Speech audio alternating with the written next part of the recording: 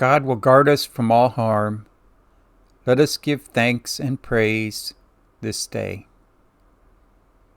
Good morning to one and all. Together we share a few moments of our lives. Thanks to God. Hopefully to give a little bit something back in prayer to Him who gives us everything that we have.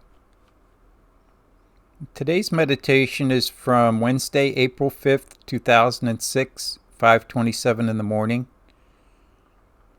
And it's from the writings of St. Vincent Ferrer, passed away in the year 1418. The title is "The Truth Sets Us Free."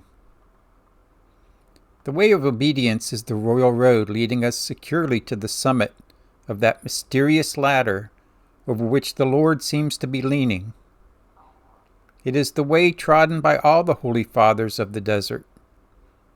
And, in general, all those who have tended toward perfection have followed this path, unless by special privilege and singular grace, God may have Himself instructed some souls who had no one to direct them.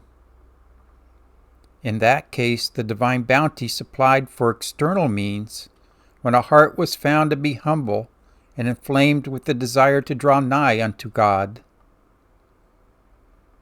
Unfortunately, it must be admitted that nowadays scarcely anyone is to be found capable of directing others in the way of perfection. Even more so, a person who wishes to tend toward God will find many who will seek to dissuade them, and hardly a single one who will agree to help.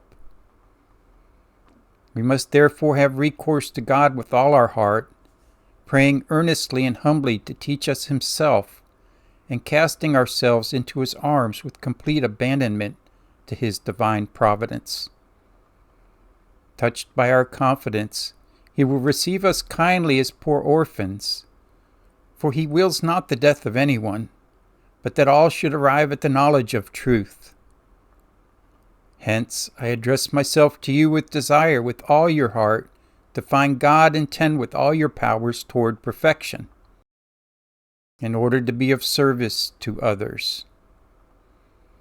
I address myself to you who approach God with an upright heart and without duplicity, who seek to pursue the virtues to their very depths, and who desire to arrive by way of humility at the glory of majesty.